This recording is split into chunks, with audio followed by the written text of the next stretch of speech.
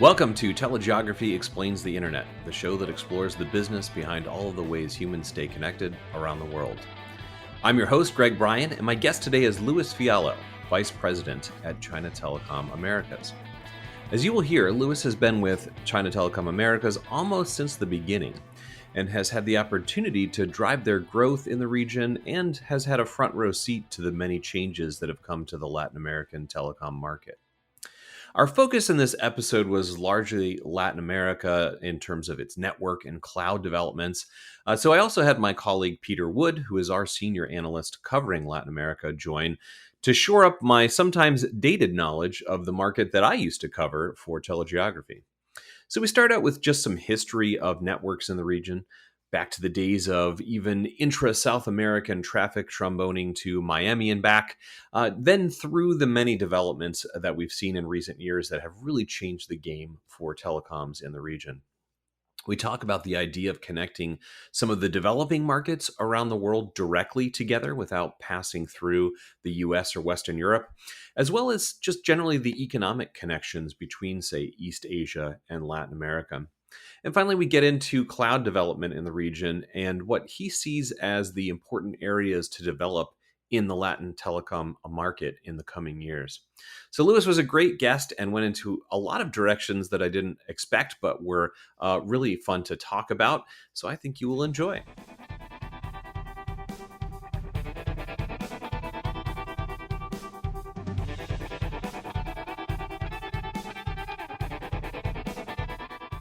Welcome to the show, Louis. Thank you, Greg. Thank you for having me today. Yeah, my pleasure. As a matter of fact, it's the good thing about working at the same place a long time, and I can search ancient emails. And I looked back, and I first exchanged some emails with you about meeting up at a Capacity LATAM in 2011. So Wow, it's been a long time since we talked because I am no longer our Latin American analyst, which is why I also have my colleague Peter Wood, who has been covering that region for us for a long time. So I thought I would invite Peter on as well to get us some local knowledge. So welcome, Peter. Glad to be here. Thanks, you both.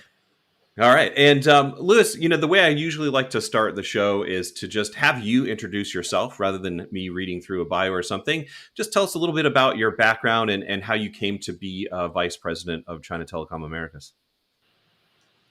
Thanks for having me. And on behalf of the company, I appreciate the opportunity to be here to speak with you guys and as well as your audience today.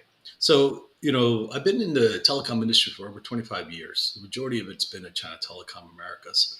And I joined the company when I was employee number 12. Oh, wow. Yeah, cool. And actually, if you think about it, sometimes I think about I was like probably employee number 12 for their international division too. Mm-hmm. This was in 2004 when China Telecom was just starting to expand internationally. Right. I helped build a company today that we'll talk a little bit more about, but it's essentially in the Americas region, the largest Chinese telecom operator. Mm-hmm. And we built a lot of infrastructure to connect the world together and obviously connect to our parent company's resources that connects the world. Right. But for the most of my life, it's been companies like Sprint, Cable and Wireless, IBM. I did a couple of startups. Mm-hmm. One of them, Applied Theory, that I was on the management team that took it public. So I've done from everything from international broadband services to voice services to data center services, and I put it all together at China Telecom. Mm-hmm. Yeah, that is really a great background for what we're talking about, which is the sort of development of cloud and network in the Latin American region specifically. And indeed, like I was kind of mentioning in the intro, I used to be our Latin American analyst. This is now a long time ago, why I have Peter on. But yeah, you clearly have this history going way back into the development of telecoms in Latin America from that perspective of being a carrier, building out a lot of that infrastructure and trying to connect with everyone else, I think, in that region has long been a challenge. I wonder if we could kind of start out thinking back over the previous decade or so and just get your impression of how connectivity networks and cloud have developed in the region, I recall long ago when things were still very much in a trombone back to Miami, Napa, the Americas situation. Those days are long behind us, I hope. But yeah, what's your perspective on kind of how things have developed for South America and Latin America in general over the last 10 years or so? Yeah, Greg, you started off by appropriately describing what happened Yeah. 10 years ago. Miami, the Napa of the Americas actually was the hub for Latin America. So the all internet traffic. I remember we looked at an acquisition back in 2015 in Brazil, and all the international traffic, or most of their internet traffic for Brazil, for a very large provider, was routed back up to Miami. Yeah. Yeah. I was surprising because I was like, where's the content that exists locally? And it didn't. Right. The reality is, but what has happened is has been a complete transformation of the region. It still lags behind in the adoption of early innovation or new technologies, but it's doing a better job of keeping up. So if you think about it, in the last couple of years, the amount of data centers that now exist in Brazil has grown significantly. I believe there's about approximately 17 data center operators today. Okay. I remember when there was two that were real prominent, right? Maybe there was 3 or 4, but at the end of the time, with 40 facilities in Brazil. And that's just continuing to grow, right? And that tells you one thing, right? That there's more localized content. So as a result of that, you start to see the less dependency of routing traffic to the U.S. At the same time, you've seen the American or U.S. and international OTTs invest in Latin America. Right. They actually, before, they were okay using caching technology and stuff like that, but now they actually have nodes in the region and in the countries, which is also important because if you think of like a country like Brazil, I think Facebook is the second largest market for them. Yeah. Right. So, you can't go do anything in Brazil without WhatsApp. Right. It's an app that is like prevalent in your day-to-day business, even outside of, a business enterprise. Consumers use it. Everything is being done on WhatsApp. So you've seen a lot of those changes. You've seen the market continue to grow. It's a $40 billion market estimated to be by 2028, right? So it's a pretty large market. And in the last couple of years, it's been growing faster than the U.S. at 6%, right? So you're starting to see a market that's catching up, okay? As far as investments, you're starting to see a market that's strengthening. What I'm also pleased to see that has happened over the last couple of years is the investment in the sort of strengthening of the infrastructure. And that is you're starting to see more fiber to the home investments. You're starting to see more you went through a period of consolidation, in particular the ISP market in Brazil. But what that did in the last couple of years is strengthen, create stronger players. Right. So they have the capital to build out and things like that. Yeah. So, and also foreign investment. I mean, private equity has been pretty active in Latin America. Yeah. They still don't look at it as a starting point, but they see it as a necessity as part of their global infrastructure, which brings a lot of benefit. So as a result of all those investments on the infrastructure side, you're starting to see new companies emerge, right? Companies, that are involved in the food delivery business, companies that are local. That one of them, I think it's a company called Rappi, which is out of Colombia. It's doing a phenomenal job of growing inside the region. You're also starting to see governments.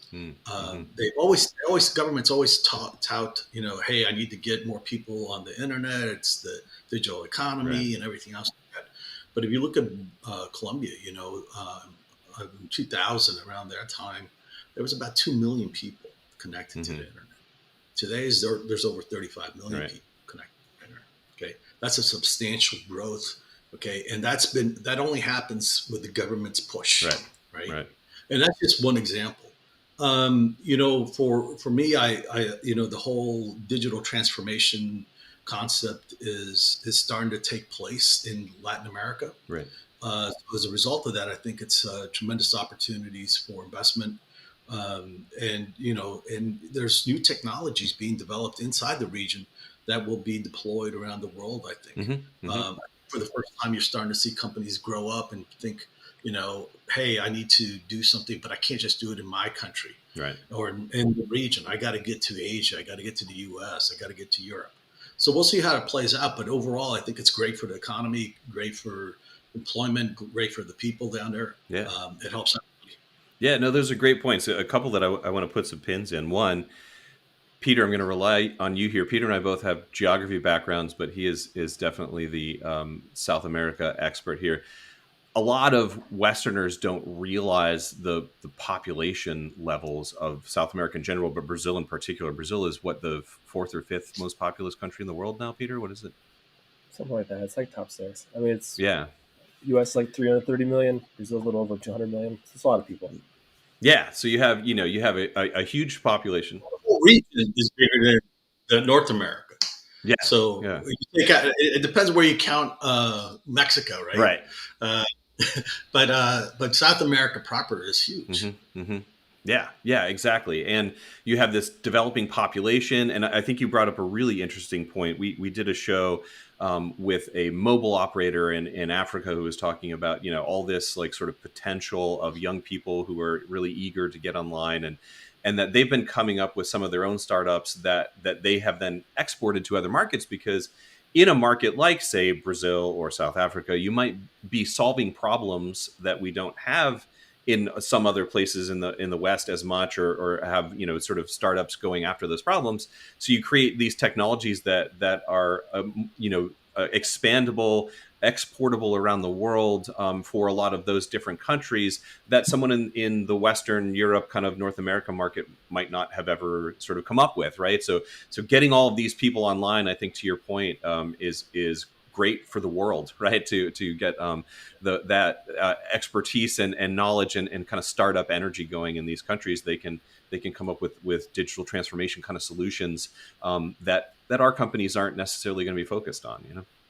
Yeah, no, I mean, if you think about them, their challenges, or what, not the opportunity, is that they have similarities, mm-hmm, mm-hmm, right? Exactly. Okay, these countries are still developing countries. You can even include Brazil in there, right? You take out of Sao Paulo from Brazil, the rest of the country is still very much an emerging market, right?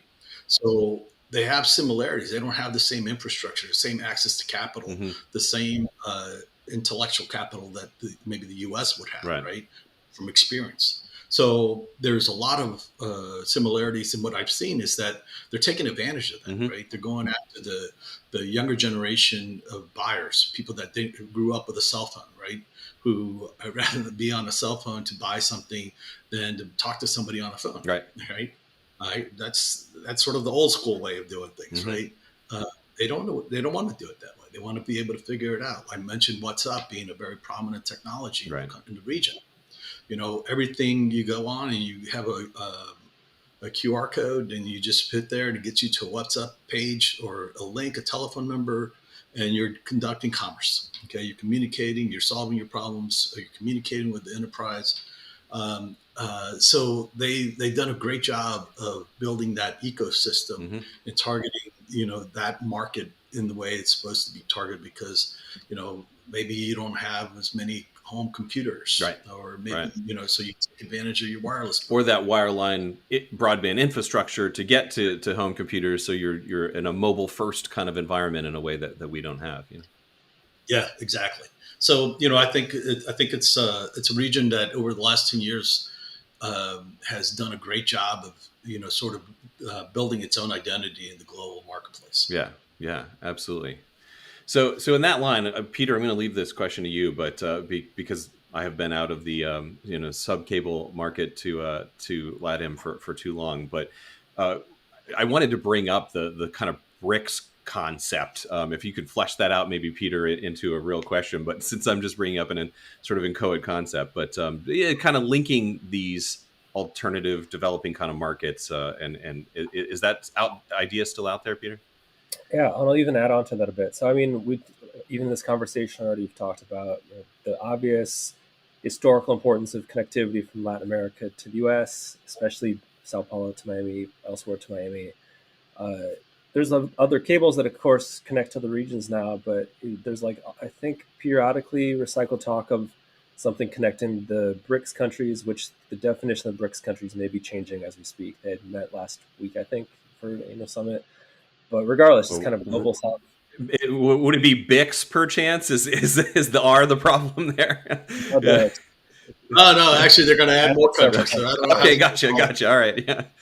Adding like 5 countries in the Gulf region, but that's going to be unpronounceable, I'm afraid.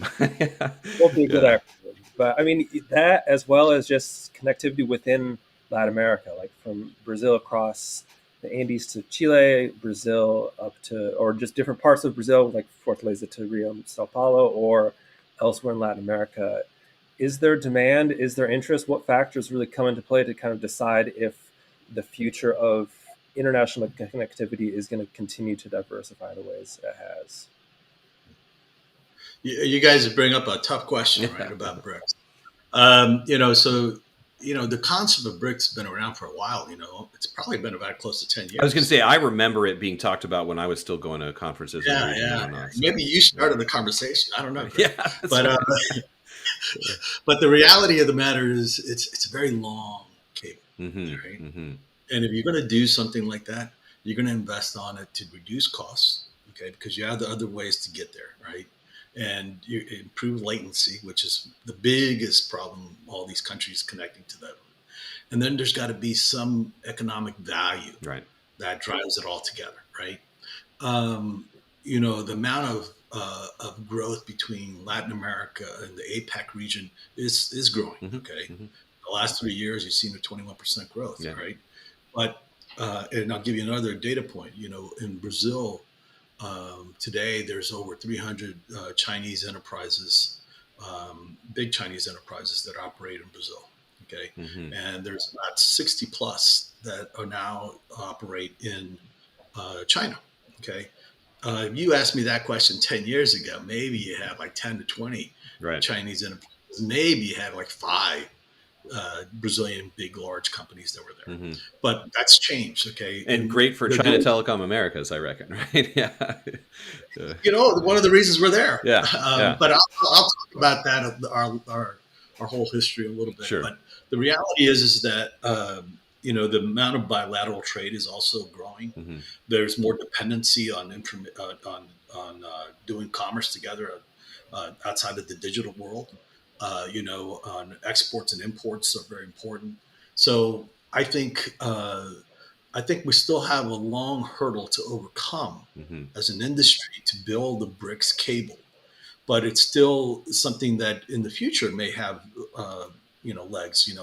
We've seen a cable SAX which goes from Fortaleza, Brazil, to Angola. Mm-hmm. It's doing okay, but it's not doing as much as it needs to be doing to continue to see comparable investments, and especially in cable. So I think BRICS has a better chance with government sponsorship. Mm-hmm. Right. SAX had a government sponsorship, right? As I recall, it wouldn't have it was. That. Yeah, it was definitely very much a government sponsorship. So in order for it to pick up and have it would have to require some of that because it's a big investment. Mm-hmm. As far as the additional of the other countries that potentially joining BRICS, I think it'll just make it more complicated. Mm-hmm. I think if they just focus on the BRICS cable, if you think about it, right? So you're talking about China and India and the Asia Pac region. You're talking about Russia, not too far from China, right above. You're talking about Brazil. And in South Africa, right? Mm-hmm. So those are markets that we'll need to see more trade, economic, commerce happening outside of the digital world or inside the digital world that will propagate the need to have better communications. Mm-hmm. Because the alternative is you still have other choices. Right. Maybe they don't want to follow those patterns of the communications needs, but a lot of governments, especially in Latin America, we've been in discussions with, especially in the western part of South America, are interested. And you can also see a little bit of what has happened with Chile, right? They go to Australia, then it goes up to Asia. Mm-hmm. But it requires a lot of heavy lifting from the governments, in my perspective. Yeah, I don't know how. I wanted to kind of. I mean, you just ask or you mentioned what I was about to ask, which is the Humboldt cable and the kind of change in circumstances of potentially crossing from South America across the Pacific.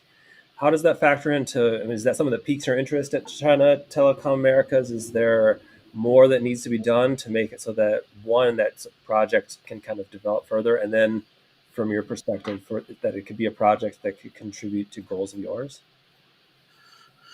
You know, we're the American subsidiary of China Telecom Corporation. So majority of our investments all our investments are driven by commercial investment proposals, right? Mm-hmm. Uh, I don't see an opportunity right now because I can definitely use the capital, ask my parent company to give me the money and build one, right? And I can go get partners and build one. But the reality is I got to make money out of it. Okay. The ROI, I don't think is there at this point. I think as you see, if you ask me the question 5 years from now, and maybe definitely 10 years from now, I think I'll give you a different answer. Mm-hmm. I'll say, yeah, go do it. So the question that always comes to companies like ours is, when do you want to make that investment? When do you start? Because, you can't turn on a cable system, a new cable system in a week. Especially over that span. That's going to be, yeah. So we have to look at it, from a pragmatic business perspective.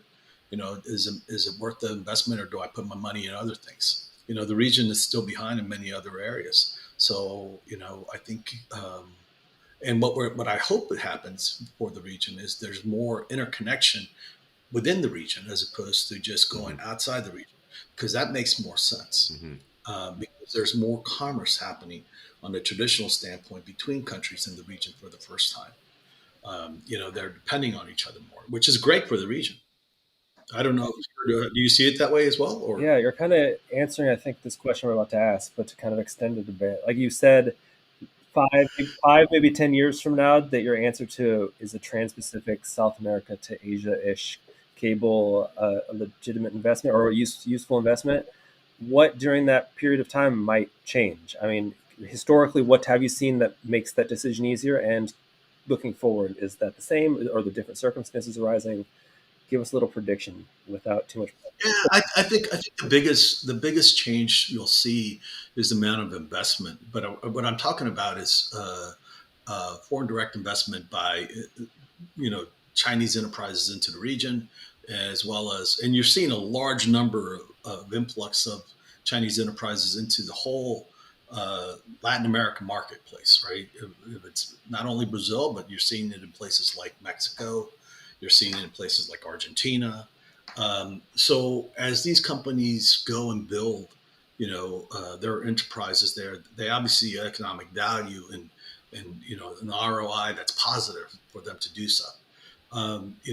Sustaining that business model, and then what it'll do is it'll create an opportunity for the local companies to collaborate, build, and then they also want to cooperate and build inside of the Asian region for their customers, right? So it's a two-way street, but that takes time. The fact that there was a Brazil, China, I forget the name of the conference, but I think it was like a commerce meeting that took place in March. There was 500 enterprises from both sides of the world. I mean, both sides of the countries, and as well as government agencies attending this meeting, right? And the overall feedback from that was positive. There was a lot of bilateral trade concessions made and signed. Now they're going through the process of starting to execute those things. You're going to see more collaboration between these companies that participated and other companies that didn't participate that want to join in. So for us, I think the Brazil, China, Asia cable segment of the cable is very prominent. Is very more likely than seeing the whole BRICS cable, because you have to be able to do business with these other parts of the world, or else it's not a feasible investment. And just to add one more question, this is a bit of a sensitive question too, so answer it however you want. But when it comes to these both specifically in telecom and more generally in commerce, when it involves South American countries or just Brazil in particular, and we'll focus on them and the Chinese government, the geopolitical climate is often something that really can dictate what types of conversations are happening and in what context. Is that something like to what degree do you think that those kinds of discussions can transcend what's happening, for example, at the federal political level in Brazil, which can often shape how much investment, at least publicly, will be kind of courted in order to further those goals for intercontinental connectivity, for example? I can tell you my perspective is that the Lula administration is very focused on building a relationship with China that, to the extent that it's never done before.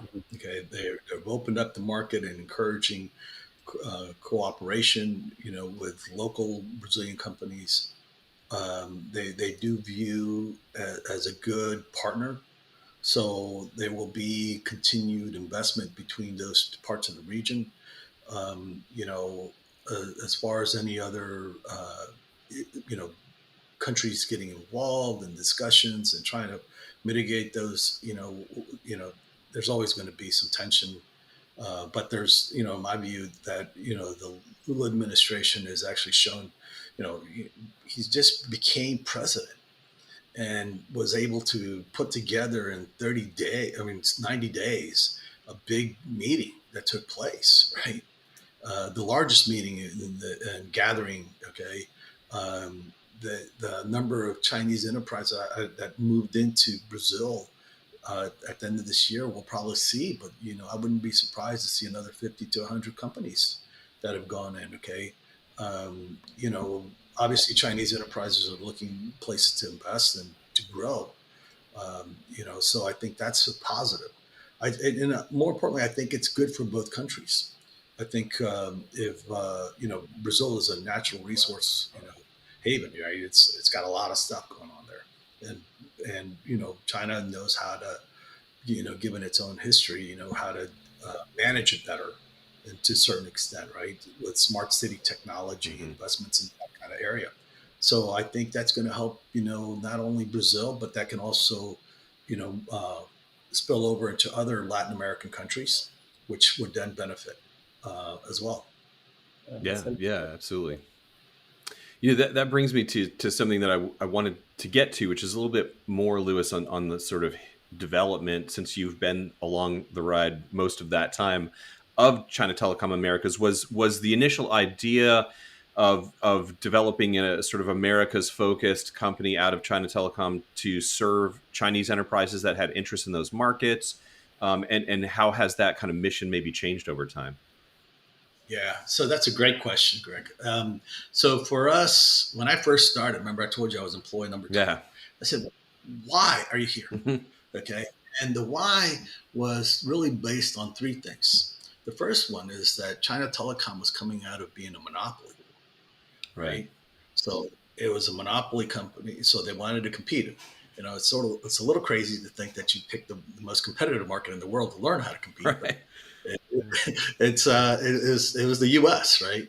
The second thing is they needed to generate revenues outside of China, right? So they wanted to build, resources around the world and start with the U.S. once again, which is a very large telecom market, to generate revenues. And then the third piece, which is probably the most critical to the success of China Telecom's global aspirations, was to educate people the concept of competing. It's a different mentality. Our company, majority of our employees at the time were like over 70% were engineers. Right. Well, we needed to hire business sales people. Yeah. We needed to hire business people. Yeah. We needed to look at things a little bit different, and which really is probably the main reason I've been with this company for as long as I have. It was never a dull moment. It was always learning, and you're learning as a country the size of China is emerging into the world. Yeah. So, and you have a tremendous opportunity to do things, and for us, it's been great because, like I mentioned, we're the largest now, and we've been the largest. We were the first ones to, put our toes in the U.S. and the Americas. But that also expanded into our Brazil operations. In Brazil, we started in 2011. In 2000, and the first couple of years, we set up a representative office, which means it's like, let's figure out what we're going to do. Right. By 2015, we started generating revenues. Mm-hmm. And at that point, what we realized is that there was very limited number of Chinese enterprises to go after, okay, Right. or support, right? So what we did is there was a void in the marketplace for an international operator like us to help tier 2, tier 3 ISPs. Mm-hmm. There was about 7,000 ISPs. Now there's over 9,000 ISPs in Brazil. Okay. And what we did is we built a network, a local network, to help sell transit services. So basically like middle mile for the eyeballs companies in South America. Mostly, no, in Brazil, we're an ISP transit provider leveraging our international. So backbone basically then, really. Yeah. Mm-hmm. So that's what we did. And, today we have 13 POPs in 4 states, predominantly in the southern parts of Brazil. And, our strategy is to continue to invest, but our strategy is changing. It's our strategy now, because we're seeing the influx of Chinese enterprise and the outbound from Brazilian companies. We're starting to invest in new technologies. So earlier this year, we announced our eCloud infrastructure being deployed in Brazil. Okay, and that's sort of a platform that our parent company built and makes us, I think, the 3rd largest cloud provider in China. Mm-hmm. So we're not competing with the other traditional cloud providers. What we are doing is using our infrastructure to get you better access through our underlay network to China and Asia. Mm-hmm. Right. So we feel that we have a better, more stronger infrastructure to be able to support that communications. And then once you're in China, we also can give you the capabilities that you need to deploy your cloud infrastructure, your requirements and stuff. So for us, that's been a very important need. We're looking at data center space now. We're considering that. That's a possibility in the horizon for us. Mm-hmm. We do believe there will be greater demand for data center, and in particular, what we would call smaller, more agile edge data centers. Mm-hmm. So when you say that, you mean getting into building your own, not just getting into neutral facilities or whatever, but we definitely would we're currently in neutral facilities, but we're definitely considering possibly even getting into our own. Right, we think we have a customer base of the Chinese enterprises that we can serve. Like what we do in other parts of the world. But we, at the same time, it comes down to return on investment. Right. So the return on investment shows that, hey, we could just take, space or expand our space in certain locations, and then we'll do that. Right. It's to continue to support the demand for enterprise business is our focus. All right. We love our ISP customers, and it's grown, and we have a large number of them. But that's a market where IP prices, when we started, I think it was like in close to 18 reais per meg. Right. Now you get that it may be under, you can get it for like a 500, maybe four reais per meg. Okay, just under $1. All right. Yeah. We've had to shift the decimal point on our IP transit pricing around the world in the last. I'm old, so I remember when it was dollars per meg even in the developed markets, but now it's fractions of cents in some cases. But the good news is that the amount, when we first started, our average customers buying between 500 megs to a gig. Mm-hmm. Okay. There's nothing we sell under 3 gigs now, right, for the tier 3. So these are smaller ISPs, right, but that's driven because their consumers, their users, are doing video, downloading data, video, whatever it is. Its consumption has gone up tremendously. Mm-hmm. That's why you had to make the investment. As an industry, they had to make the investments to strengthen their capabilities, to which is good for everybody.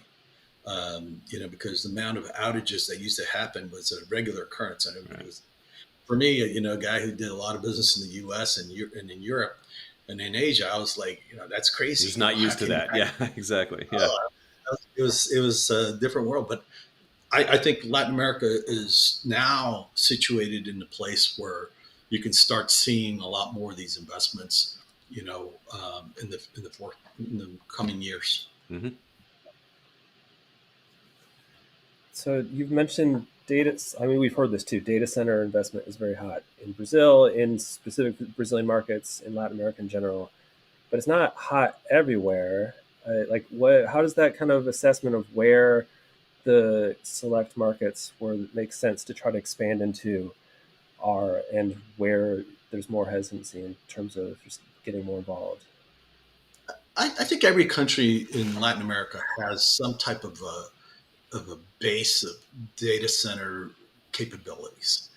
And you've seen that through the investments of new startups or companies that have changed their business models to get into the data center business, that brought in money from Europe, brought in money from the US, or the acquisitions of large data center providers from the West that is invested and bought local companies. What I think you're asking me is, like, where are the hot spots, right? I think, obviously Brazil and Sao Paulo continues to be a hotspot. I think, one of the areas that needs to be developed even further is Porto Alegre, a place like Curitiba. We've seen some investments in the areas of Fortaleza, but predominantly is for landing station purposes. But I think that's northern part of Brazil. You'll see more and more investments in that area, so you'll have more need for data center. Outside of Brazil, Mexico, Querétaro is a booming market, right? It's Mexico itself. I haven't been able to keep up with how many data centers they have, but they have a lot.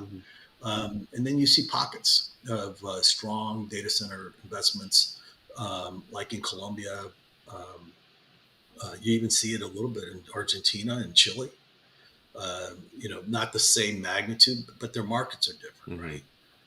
They just don't have, either you have some, challenges with the economy, or, who's going to buy it. And then the other ones it's just a smaller market.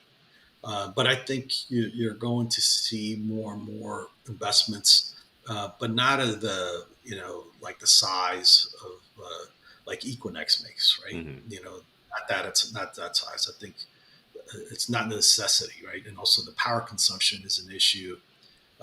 Where do you get it, and how do you make sure that it's always available? A lot of the U.S. OTTs are continuing to invest in the region for data centers, and they're also investing in the subsea cables that connect these data centers. So I think the data center market will still continue to grow. I know the cloud market. I read a report a couple of days ago.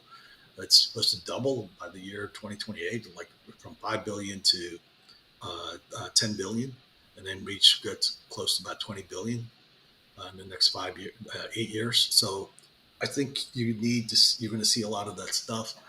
And it's also going to be driven by new technologies. I think IoT is like prime for Latin American market, right? If everything is, has a sensor, if everything has data that's generating, not only do you need the capability to capture that information, but you need the ability to be able to analyze that information. Okay. And so I think that's going to propagate a lot more, data center space requirements. And on the edge specifically, right? Because that's where, it's you don't need, like you said, that big Equinix kind of scale or the hyperscalers, but you just need some compute pretty close to these devices so that they can do whatever they're supposed to do, right? So, yeah. Right. Yeah. No, and I think that's, and I think as an industry, we're still grappling what's the right size, or what is it going to look like and stuff. Or what is an edge data center? That I've been trying to pin that down with various people over the past couple of years, and it's hard. Right? So, it is. So I think also you're going to see the continued investment in the tower business. MAC, and which will yeah, which will be important, and maybe that's the edge. Right. I don't know. But and then finally, as countries start introducing or allowing 5G Hmm. into their country, right? Right now, it's pretty much limited, right? I think it's Brazil and Peru or Chile. I can't remember, one other country that's given out licenses, right? With 5G, you start opening up a new world, Right. right? That new world is the bringing together, not only speed and reliability that 5G gives you, but the ability to capture a lot of information quickly, Right. to do things autonomously, to be able to even introduce and utilize AI, machine learning technology, Hmm. and take it away from just the manufacturing centers, but to be able to do it in a day-to-day operations and in our ways that we live today. So that puts a lot of pressure on data management, data controls, and where do you keep it and how it's stored, and and the relevancy between different locations. So I think that's going to drive a lot more investment for the region, and I think that's a positive. Hmm. Hmm. Yeah, I always like to point out to people in the carrier world that obviously like 5G development is great for wireline providers because 5G requires a pretty intense tower density compared to LTE that need lots of fiber to all those towers, right? So there's going to be a lot of digging going on still, even if we go to 5G being one of the principal kind of last mile connections. Yeah, no, I think in the future, a lot of that will start switching, right? Because if you think about right now, the reliability and the performances on the cables that are underground, Hmm. right? But sooner than later, you're going to see there's going to be a similar level of reliability and even greater speed Hmm. in the wireless world, right? So puts less pressure and less necessity to do underground cables, right? But I think it's all like things that keep us up at night, but it gives us an opportunity to figure out what to do next, right? Yeah. Uh, and then and I'm bullish on the fact that all these things are starting to come into play in Latin America. Right. So for that part of the world, because then that creates different things, right? That creates things being done through electronic commerce, Mhm. education being done through, the internet, right? Information sharing, e-government initiatives. It just opens up a whole new world that, which is really our future, Mhm. right?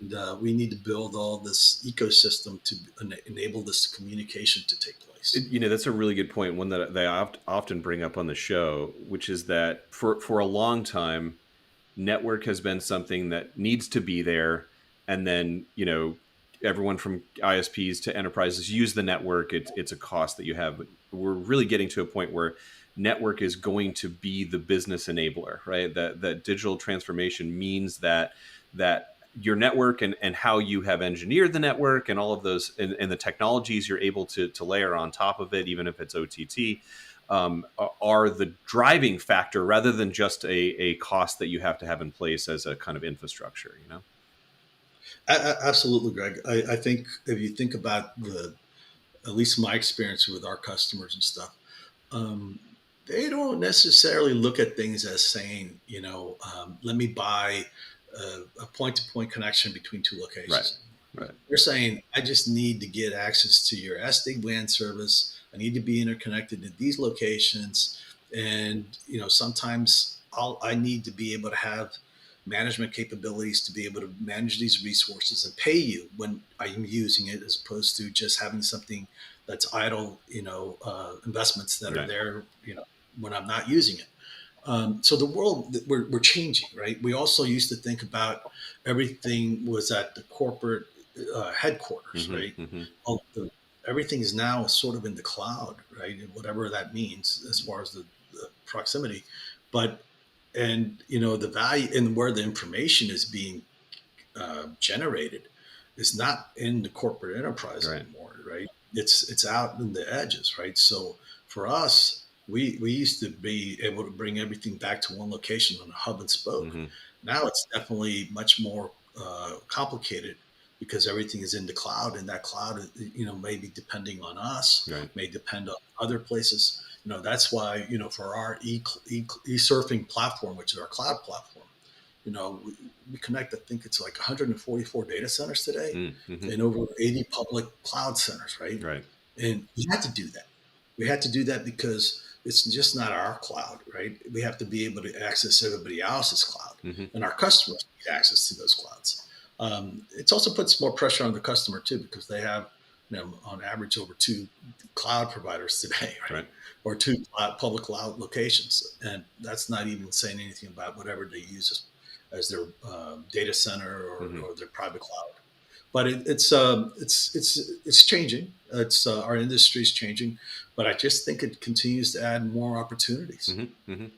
Yeah, and it sounds like very much that's been your strategy. Really, is looking at this digital transformation and how to react with your cloud offerings. And again, not just connecting your customers to maybe their hyperscaler or whatever, but connecting this entire ecosystem. Because, as I always like to say, there is no cloud, only other people's computers. And what really matters is where are those computers and how are they connected to wires and where are they going from there, right? So, Yeah.